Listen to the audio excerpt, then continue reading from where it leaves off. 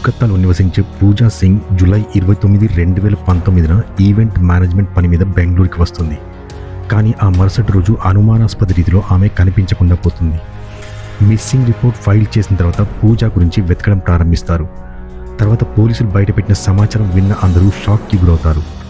విచారణలో పూజ ఒక పెద్ద పొరపాటు చేసినట్టు తెలిసింది. పూజ కనిపించకుండా పోవడానికి వెనుక అదే పొరపాటు కారణమైంది. ఆ రోజు పూజ చేసిన పొరపాటు బహుశా మనం కూడా చేస్తూనే ఉంటాం. అసలు పూజ అలాంటి తప్పు ఏం చేసింది, ఆమెకు అసలు ఏమైంది, ఇవన్నీ విషయాలు ఈ వీడియోలో వివరంగా తెలుసుకుందాం. ఈ కథ విన్న తర్వాత నిజంగా మీరు కూడా షాక్ అవుతారు. పూజకి జరిగిన ఈ సంఘటన ద్వారా మన జీవితాల్లో కూడా ఒక మంచి పాఠం నేర్చుకునే అవకాశం ఉంది. కాబట్టి ఈ వీడియో లాస్ట్ వరకు చూడండి. ఈ ఎపిసోడ్ స్టార్ట్ చేసే ముందు ఒక్కసారి మా తెలుగు క్రైమ్ ఛానల్ని సబ్స్క్రైబ్ చేసుకోండి. ఈ స్టోరీ పూజా సింగ్ డే అనే అమ్మాయిది. పూజ కోల్కతాకి చెందిన 32 ఏళ్ల యువతి. కొన్ని సంవత్సరాల క్రితం పూజ మోడల్గా పనిచేసింది. ఆ తర్వాత ఈవెంట్ మేనేజర్గా పని ప్రారంభించింది. 7 ఏళ్ల క్రితం పూజ వివాహం చేసుకుంది.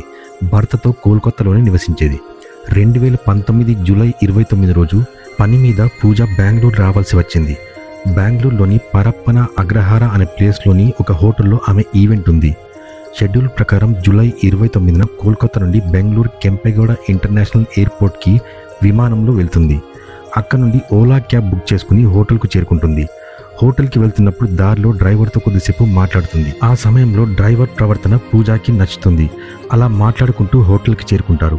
పూజ కార్ దిగిన తర్వాత హోటల్లోకి వెళ్లే ముందు డ్రైవర్తో ఒకవేళ వీలైతే జూలై 31 ఉదయం 4 గంటలకి హోటల్ నుండి పికప్ చేసుకుని ఎయిర్పోర్ట్ వరకు డ్రాప్ చేస్తారా అని అడుగుతుంది. ఎందుకంటే ఉదయాన్నే బెంగళూరు నుండి కోల్కతాకి ఫ్లైట్ ఉంది. అంత ప్రొద్దున్నే క్యాబ్స్ టైంకి దొరుకుతాయో లేదో అని అతనితో చెప్తుంది.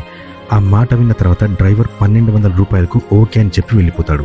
అయితే జూలై 31, 2019 రోజు ఉదయం 4:45 పూజ తన భర్తకి మెసేజ్లో గుడ్ నైట్ చెప్పి కోల్కతాకి సమయానికి చేరుకుంటాను అని మెసేజ్ పెడుతుంది. పూజ చెప్పిన సమయానికి కోల్కతాలో పూజ భర్త వెయిట్ చేస్తూ ఉంటాడు. కానీ పూజ ఆ సమయానికి రాదు. చూస్తూ సాయంత్రం అయిపోతుంది. కానీ పూజ నుండి ఎలాంటి ఇన్ఫర్మేషన్ రాదు. పూజ భర్త ఆమె గురించి ఆమె స్నేహితులకు, రిలేటివ్స్కి ఫోన్ కాల్ చేసి కనుక్కుంటాడు. కానీ ఎవరికీ పూజ విషయం తెలియదు అంటారు. పూజ దగ్గర 2 మొబైల్ ఫోన్స్ ఉండేవి. కానీ 2 మొబైల్స్ కూడా స్విచ్ ఆఫ్ అయి ఉన్నాయి. దీంతో పూజ కుటుంబ సభ్యులందరూ కూడా ఆందోళనకు గురవుతారు. అంతలో పూజ దగ్గర నుండి ఒక మెసేజ్ వస్తుంది.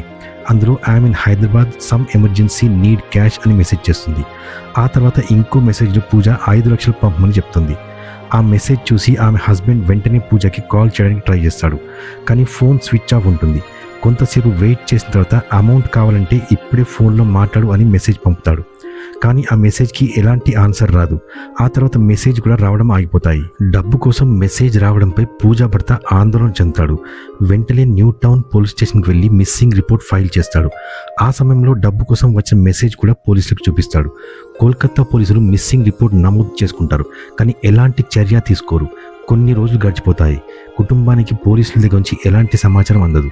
ఒకవైపు పూజ కుటుంబం ఆమె కోసం తీవ్రంగా ఆందోళన చెందుతున్న సమయంలో మరోవైపు బెంగళూరు పోలీసులు మరో కేసుపై తీవ్రంగా దర్యాప్తు చేస్తున్నారు. విషయం ఏంటంటే 2019 జూలై 31న కొంతమంది స్థానికులు కెంపెగౌడ ఇంటర్నేషనల్ ఎయిర్పోర్ట్ కాంపౌండ్లో కనిపించిన ఒక శవం గురించి పోలీసులకు సమాచారం అందిస్తారు. సమాచారం అందగానే పోలీసుల బృందం అక్కడికి చేరుకుని దర్యాప్తు ప్రారంభిస్తుంది. కాంపౌండ్లో కనిపించిన ఆ బాడీ ఒక మహిళది. కానీ ఆమె ముఖం గుర్తుపట్టారన్నంత ఘోరంగా డ్యామేజ్ చేయబడింది.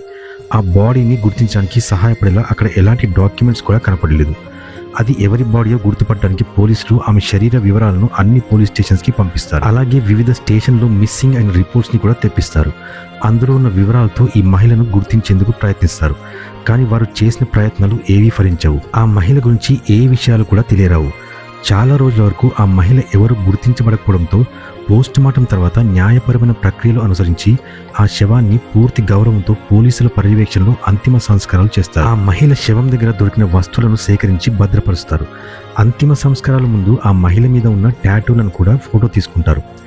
బెంగళూరు పోలీసులు ఆ మహిళ శవానికి అంతిమ సంస్కారాలు చేశారు. కానీ అప్పటికీ ఆ మహిళ కుటుంబ సభ్యుల గురించి కనుక్కునేందుకు వారు ట్రై చేస్తూ ఉంటారు. ఆ ప్రయత్నంలో ఒక పోలీసు బృందాన్ని ఏర్పాటు చేస్తారు. ఆ మహిళ కుటుంబ సభ్యుల గురించి తెలుసుకోవడానికి ప్రయత్నాలు మొదలవుతాయి. మొదటగా మహిళ టాటూ ఆధారంగా గుర్తించేందుకు పోలీసులు ట్రై చేస్తారు. కానీ ఎంత ప్రయత్నించినప్పటికీ పోలీసులకు ఎలాంటి ఇన్ఫర్మేషన్ దొరకదు. తర్వాత మహిళ బట్టల ఆధారంగా ఆమెను గుర్తించేందుకు ట్రై చేస్తారు. మహిళ ధరించిన బట్టల బ్రాండ్ను పోలీసులు కనుగొంటారు. ఆ తర్వాత వారు ఆ బ్రాండ్ అవుట్లెట్లకు వెళ్ళి గత 2 సంవత్సరాలుగా ఆ సైజులో బట్టలు దేశవ్యాప్తంగా కొనుగోలు చేసిన అన్ని కస్టమర్ల వివరాలు తెలుసుకుంటారు. ఆ పని అంత ఈజీ అయిన పని కాదు, కానీ పోలీసులు చాలా రోజుల పాటు అదే పని మీద ఉంటారు. దర్యాప్తు సమయంలో కొంతమంది ఆ బట్టలు కోల్కతాలో కొనుగోలు చేసినట్టు సమాచారం తెలుసుకుంటారు. దాని ఆధారంగా పోలీసులు కోల్కతా వెళ్ళి పరిశీలించడం మొదలు పెడతారు. అక్కడికి చేరుకున్న తర్వాత కొద్ది నెలలలోపు కోల్కతాలో నమోదైన అన్ని మిస్సింగ్ రిపోర్ట్ల ఇన్ఫర్మేషన్స్ తీసుకుంటారు. ఆ మిస్సింగ్ రిపోర్ట్లను పరిశీలించినప్పుడు న్యూ టౌన్ పోలీస్ స్టేషన్లో నమోదైన ఒక రిపోర్ట్లో బెంగళూరులో కనుగొన్న అమ్మాయి వివరాలకు సరిపోతుంది. కేసు ఫైల్ని జాగ్రత్తగా పరిశీలించిన తర్వాత బెంగళూరు పోలీసులు ఇటీవల కనుగొన్న శవం మరెవరిదో కాదు, అది పూజా సింగ్దే కావచ్చు అని అనుకుంటారు. ఆ missing report new town police స్టేషన్లో నమోదైంది. ఈ విషయాన్ని నిర్ధారించుకోవడానికి బెంగళూరు పోలీసులు ఆగస్టు 16న పూజా సింగ్ అన్నయ్యకి ఫోన్ చేస్తారు. పోలీసుల నుంచి ఫోన్ కాల్ రాగానే పూజా అన్నయ్య వెంటనే ఫ్లైట్ తీసుకుని బెంగళూరు చేరుకుంటాడు. పోలీసులు ఆ అమ్మాయికి సంబంధించిన అన్ని ఫోటోలు, వివరాలు చూపిస్తారు. ముఖం కనిపించకపోయినా పూజా అన్నయ్య ఇతర వివరాలు చూసి ఆ మృతి చెందిన మహిళ తన సోదరి పూజ అని నిర్ధారించుకుంటాడు. ఆ తర్వాత పూజా అన్నయ్య వెంటనే ఆమె భర్తకి, తండ్రికి ఈ విషయాన్ని ఫోన్ ద్వారా తెలియజేస్తాడు. వారు సమాచారం అందిన వెంటనే మరుసటి రోజే బెంగళూరుకి ఫ్లైట్ తీసుకుని వస్తారు. వాళ్ళు కూడా పూజా ఐడెంటిటీని కన్ఫర్మ్ చేస్తారు.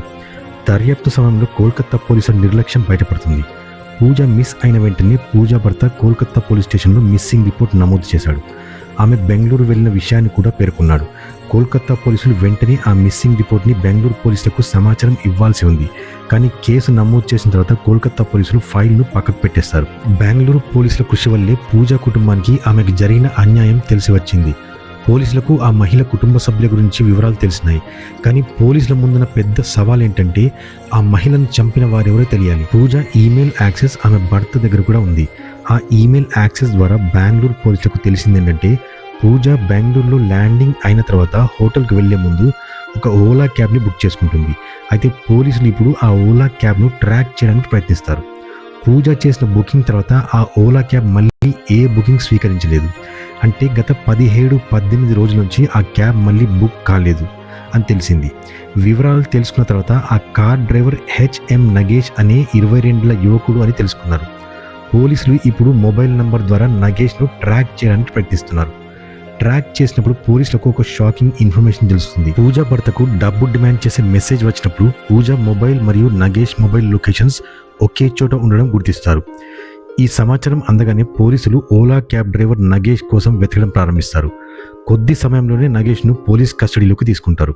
మొదట నగేష్ అన్ని ఆరోపణలు నిరాకరిస్తాడు, కానీ పోలీసులు కఠినంగా విచారించగా నగేష్ ఒక్కొక్క రహస్యాన్ని బయట పెట్టడం మొదలు పెడతాడు. అతను బయటపెట్టిన వివరాలు విని అందరూ షాక్ అవుతారు. నగేష్ చెప్పిన వివరాల ప్రకారం పూజ బెంగళూరు క్రెసెంట్ రోడ్ నుండి సహారా పెవిలియన్ హోటల్కి ఓలా యాప్ ద్వారా నగేష్ కార్ను బుక్ చేసుకుంటుంది. దారిలో పూజ అతనితో మాట్లాడుకుంటూ వస్తుంది. నగేష్ ప్రవర్తన మంచిగా అనిపించడంతో ఆమె నెక్స్ట్ డే అంటే 31 జూలై ఉదయాన్నే కోల్కతాకి వెళ్ళే ఫ్లైట్ ఉందని, ఉదయాన్నే ఎయిర్పోర్ట్కి వెళ్ళడానికి పికప్ చేసుకుంటారా అని అడుగుతుంది. ఎందుకంటే అంత ప్రొద్దున టైంకి క్యాబ్ దొరకడం కష్టంగా ఉంటుంది కనుక అతన్ని రిక్వెస్ట్ చేస్తుంది. అయితే నగేష్ 1200 రూపాయలకు డీల్ ఫిక్స్ చేసుకుంటాడు. దాని తర్వాత నగేష్ మనసులో చెడు ఆలోచనలు మొదలవుతాయి. పూజను దోచుకునేందుకు ప్లాన్ చేస్తాడు. నిజానికి నగేష్ పూజ చాలా ధనవంతురాలు అయి ఉంటుందని, ఆమె దగ్గర చాలా డబ్బు మరియు ఆభరణాలు ఉంటాయని అనుకుంటాడు. అలా నగేష్ షాప్కి వెళ్ళి ఒక కత్తిని తీసుకొచ్చి తన సీట్ కింద దాస్తాడు. అంతేకాకుండా కార్ జాక్ రాడ్ని సీట్ పక్కనే పెట్టుకుంటాడు. ఆ తర్వాత నగేష్ 4:45 పూజని పికప్ చేసుకోవడానికి హోటల్కి వస్తాడు. పూజ కూడా రెడీగా ఉండడంతో నగేష్ కార్ రాగానే కార్లో కూర్చొని ఎయిర్పోర్ట్ వైపు ఇద్దరు స్టార్ట్ అవుతారు. పూజ చాలా టైర్డ్గా ఉండడం వల్ల ప్రొద్దున్నే లేచి ఫ్లైట్ కొరకు రెడీ అయినందువల్ల రాత్రి నిద్ర సరిపోనందున కార్లో కూర్చొని కొద్దిసేపు అలా కళ్ళు మూసుకొని వాలిపోతుంది. పూజ పడుకుందని నగేష్ కన్ఫర్మ్ చేసుకుని ఎయిర్పోర్ట్ రోడ్డు వైపు కాకుండా వేరే రోడ్లో కార్ని తీసుకెళ్తాడు. పూజ పడుకొని ఉండడం వల్ల అది గమనించలేకపోతుంది. నగేష్ అక్కడి నుండి కార్ డ్రైవ్ చేసుకుంటూ ఒక నిర్జనమైన ప్రాంతానికి తీసుకెళ్తాడు. అక్కడ ఒక ప్రదేశంలో కారును ఆపి పూజను లేపి ఆమె దగ్గర ఉన్న అన్ని విలువైన వస్తువులు ఇచ్చేయమని బెదిరిస్తాడు. పూజ అంతలో ప్రతిఘటించి సహాయం కోసం అరవడానికి ప్రయత్నిస్తుంది. కానీ పూజ అరిచేలోపే నగేష్ తన సీటు కిందన్న ఇనుప రాడ్ తీసుకొని పూజ తలపై బలంగా కొడతాడు. రాడ్ గాయంతో పూజ అక్కడికక్కడే కుప్పకూలిపోతుంది. పూజ కింద పడగానే ఆమెను తీసి కారులో వేసి కడయారప్పనహల్లి ప్రదేశానికి తీసుకెళ్తాడు. అక్కడికి వెళ్ళిన తర్వాత కారుని ఎయిర్పోర్ట్ కంపౌండ్లో పార్క్ చేస్తాడు. కారు ఆగగానే పూజ స్పృహలోకి వస్తుంది. కార్ డోరు తీసి అక్కడ నుండి పారిపోవడానికి ప్రయత్నిస్తుంది. అది చూసి నగేష్ ఆమె వెనకాలి వెళ్ళి తన వద్ద ఉన్న కత్తి తీసి పూజపై దాడి చేస్తాడు. కత్తితో కొన్నిసార్లు పొడవడంతో పూజ ముందుకి పరిగెత్తలేకపోతుంది. ఆమె సహాయం కోసం అరిచినా కూడా ఆ సమయంలో అక్కడ ఎవరూ ఆమె అరుపు వినలేకపోతారు. పోస్ట్ మార్టం ప్రకారం పూజని కనీసం 22 సార్లు కత్తితో గాయపరిచాడు. అన్నిసార్లు పొడిచినా కూడా పూజ ఇంకా ఊపిరితో ఉండడం చూసి నగేష్ కోపంతో పెద్ద రాయిని తీసి పూజ ఛాతీపై కొడతాడు. ఆ దెబ్బతో పూజ అక్కడికక్కడే చనిపోతుంది. నగేష్ పూజను చంపేశాడు, కానీ ఆమెను పోలీసులు గుర్తుపట్టి త్వరలోనే అతన్ని పట్టుకుంటారని అనుకుంటాడు. కాబట్టి అదే రాయితో పూజ ముఖంపై కొడతాడు. పూజ ముఖం గుర్తుపట్టలేనంతగా మారేదాకా ఆ రాయితో కొడుతూనే ఉంటాడు. ఆ తర్వాత పూజను పక్కనే ఉన్న పొదల్లో పడేసి ఆమె దగ్గరున్న అన్ని వస్తువులు తీసుకుంటాడు. అతడు పూజ దగ్గర లక్షల రూపాయలు నగదు ఉన్నాయనుకుంటాడు, కానీ పూజ పర్సులో కేవలం 500 రూపాయల నోటు, 2 క్రెడిట్ కార్డ్స్ మాత్రమే ఉంటాయి. అంతేకాకుండా పూజ దగ్గర 2 మొబైల్ ఫోన్స్ కూడా ఉన్నాయి. ఒక మొబైల్ ఫోన్ యాపిల్ కంపెనీది, ఇంకొకటి వివో కంపెనీది. నగేష్ ఆ 2 ఫోన్లు మరియు 500 రూపాయలు తీసుకుని అక్కడి నుండి వెళ్ళిపోతాడు. దగ్గరలోని మొబైల్ షాప్కి వెళ్ళి వివో ఫోన్ IMEI నెంబర్ని మార్పించుకుంటాడు. అలా చేయడం వల్ల అతని దొంగతనం పట్టుబడకపోవచ్చు అనుకుంటాడు. ఐఫోన్ని తక్కువ ధరకి ఎవరికో అమ్మేస్తాడు. అంతేకాకుండా పూజ మొబైల్ వ్యాలెట్ నుండి కొన్ని వేల రూపాయలు అతని అకౌంట్లోకి ట్రాన్స్ఫర్ చేసుకుంటాడు. ఆ తర్వాత పూజ వివో మొబైల్ నుండి పూజ భర్తకి 5 లక్షల రూపాయలు డిమాండ్ చేస్తూ మెసేజ్ పంపుతాడు. అతను పంపిన ఆ మెసేజ్ చూసి పూజ భర్తకి ఇది పూజ రాసిన మెసేజ్ కాదు అని అర్థమైపోతుంది. ఆ తర్వాత అతను పోలీసుల వద్దకు వెళ్ళి మిస్సింగ్ రిపోర్ట్ ఫైల్ చేస్తాడు. పోలీసుల ప్రకారం పూజ ఈ చిన్న తప్పు చేసి ఉండకుంటే ఈ సంఘటన జరిగి ఉండేది కాదు. నిజానికి పూజ డ్రైవర్తో రేపటి ఉదయం పికప్ కోసం ఓలా యాప్ ద్వారా కాకుండా నేరుగా మాట్లాడుకుని ఫైల్ చేసుకుంటుంది. పూజ క్యాబ్ని ఆన్లైన్ యాప్ ద్వారా బుక్ చేసి ఉంటే నగేష్ ఇలా చేసి ఉండేవాడు కాదేమో. ఎందుకంటే డ్రైవర్ రూట్ మ్యాప్ ట్రాకింగ్లో ఉంటుంది, కాబట్టి డ్రైవర్ పట్టుబడే అవకాశం ఎక్కువగా ఉంటుంది. అలాగే ఏదైనా ప్రమాదం వస్తే సహాయం కూడా త్వరగా అందే అవకాశం ఉంటుంది. కానీ పూజ అమాయకత్వం అనుకోవచ్చు, లేదా నిర్లక్ష్యం అనుకోవచ్చు. ఉదయాన్నే క్యాబ్ బుక్ చేయడం సాధ్యం కాదు అనుకుని నగేష్తో డీల్ ఫైనల్ చేసుకుంది. ఈ చిన్న తప్పిదం వల్ల పూజ తన ప్రాణాలు కోల్పోవాల్సి వచ్చింది. కార్ బుకింగ్ యాప్స్ మరియు పోలీసులు కూడా తరచూ చెప్తూనే ఉంటారు, ఆఫ్ ద ప్లాట్ఫామ్ బుకింగ్ చేసుకోవద్దు అని. అలా చేసి కొంత డబ్బు ఆదా అవుతుందేమో, కానీ దురదృష్టం కొద్దీ ఏదైనా ప్రమాదం తలెత్తవచ్చు. కాబట్టి ఎప్పుడూ జాగ్రత్తగా ఉండండి. అయితే నగేష్ గురించి చెప్పుకుంటే ఈ సంఘటన తర్వాత అతన్ని అరెస్ట్ చేసి జైలుకు పంపారు. పూజ హత్య, సాక్ష్యాలను తొలగించడం, దొంగతనం లాంటి తీవ్రమైన నేరాల పరిధిలో కేసు నడుస్తోంది. 2021లో పోలీసులు ఛార్జ్ షీట్ ఫైల్ చేశారు. ఈ ఎపిసోడ్ కనుక నచ్చినట్లయితే లైక్ అండ్ షేర్ చేయండి. ఇలాంటి ఎన్నో ఆసక్తికరమైన క్రైమ్ ఎపిసోడ్స్ కోసం మా తెలుగు క్రైమ్ ఛానల్ని సబ్స్క్రైబ్ చేసుకోండి. మళ్ళీ ఒక థ్రిల్లింగ్ స్టోరీతో మీ ముందుంటాను. అంతవరకు మీరు జాగ్రత్తగా ఉండండి.